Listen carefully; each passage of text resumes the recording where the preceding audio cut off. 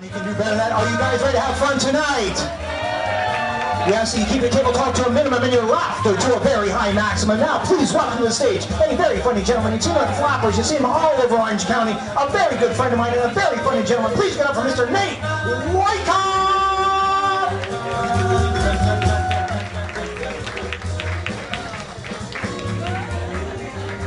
How are you guys doing tonight? That's good to hear. Did you prepare? Did you prepare to come to the comedy show? Yeah, you fasted from laughter all day. It's the way to do it. Sit in the dark. Don't answer the phone. Somebody says, you want to hear something funny? No! I don't want to waste my precious laughter on your stupid anecdote. I got a comedy show. I have to save it. My name is Nate Wyckoff. You're in for a great show. We have a fantastic lineup of people. I'm going to apologize up front in case any of you have any difficulty understanding me. I am from New England. I do have an accent. Apparently, it only comes out when I say certain things. For example, when I tell people here that I don't drink, it comes out, call me drunk at 3 a.m. and ask for a ride. I'm saved in a lot of phones under Uber. I'm a transplant. Any other transplants here? Not originally from California? Yeah. Okay, like 4 and like 20 people not raising their hand, even though they're definitely not from here. I get it. I get it.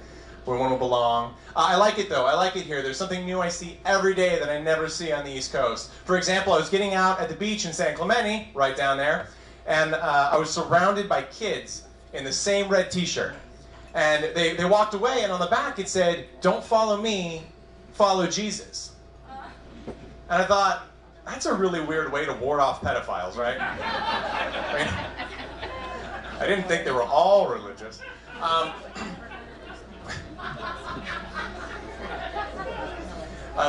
It's okay. If you're not on board with the pedophile joke, there's plenty more, I promise. Only half the comics have feminists. I like that you have a lot of Goodwills in California. I love Goodwills. Love thrift store shopping, Laura's House, all that jazz. I have a rule, though. I don't buy anything useful at Goodwill. That's my rule. It makes it really interesting. For example, the first memorable thing to me that I bought at Goodwill was a brand new in box 1960s motorized tie rack. Let me tell you, when you only own one tie, it's not a good investment. I paid $4 for a robot that plays Keep Away. I also bought a CB radio. And this was my thought process as an adult. I'm going to talk to truckers.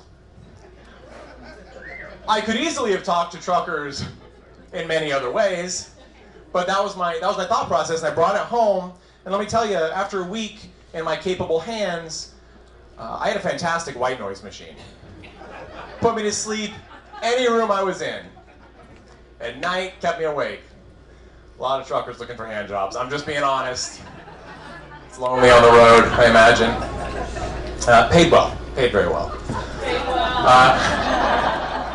The weirdest thing that I ever bought, for sure, though, was an oscilloscope. Okay? If you don't know what that is, that's understandable. It's a giant metal box with a little dish on it that shows wavy lines when you turn it on. You see it in science fiction movies all the time. I bought that. The cashier called it a boat anchor. Accurate. And this was my thought when I saw it. I'm going to be a scientist. I'm going to be a scientist. Keep in mind that I was probably 25 at the time and shouldn't think in those terms, but I was like, I'm going to be a scientist. I brought it home. I am not a scientist. But I am that guy with a creepy metal box next to his stereo that when you turn it on, it makes you sterile. I told that at an open mic. And this guy came up to me, and he said, "Hey, you're funny, just so you know, I'm a scientist, and we use oscilloscopes. They don't make you sterile." And I said, "Well, knowing that about an oscilloscope probably makes you a virgin, so I think it's 6 to 1, half dozen to the other, right?"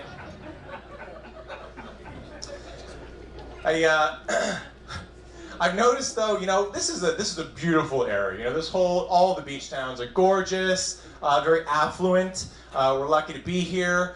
But I've noticed that makes for some really weird donations to Goodwill. For example, I walked into Goodwill a while back and saw a brand new ski outfit. If you don't see what's wrong with that, let me illuminate you as to some details about those of us who shop at Goodwill. I don't have the good credit necessary to get the loan it would take to ski for a day, let alone put an outfit to use, okay?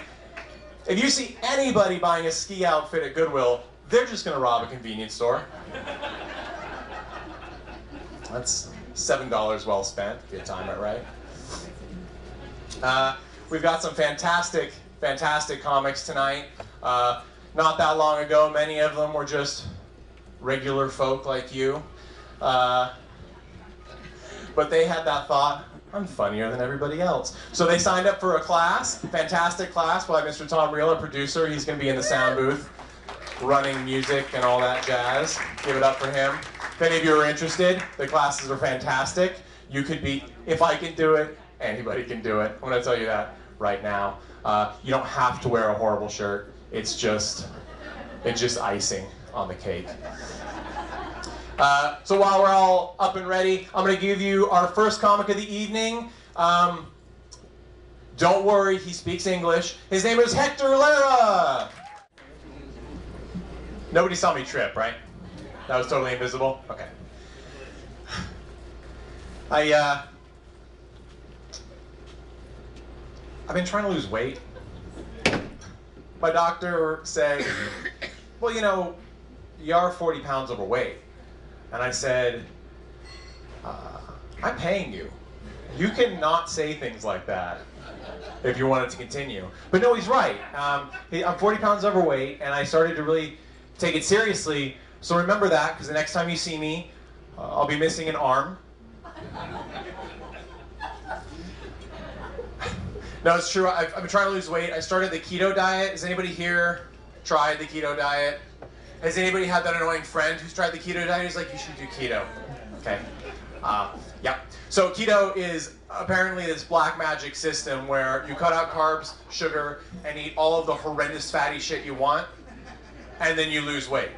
I think it's because you die from clogged arteries and just decompose. That's a real quick way to lose some weight. But no, my mom's really into it, and she's like, try it. I'm like, okay, I'll try it. And at the first week, she called me and said, how you doing? I said, well, I have no energy, like zero, and I miss bread. I really, really, really miss bread. Did I mention I have no energy? And she said, trust me, after the first week, you're going to have more energy than you ever had in your life. I said, well, that could be a problem, because if I had more energy right now, I would use it to kill myself. She was right, though. I did lose 10 pounds so far. Okay, you don't have to clap, that's fine. I did lose 10 pounds, and it's really interesting to me because I didn't realize that that's how much the will to live weighed.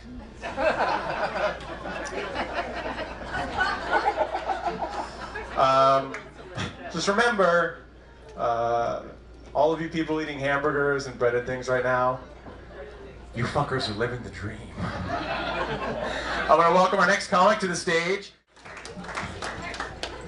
Give it up for the amazing staff here at Adele's as well. Great food, great drinks.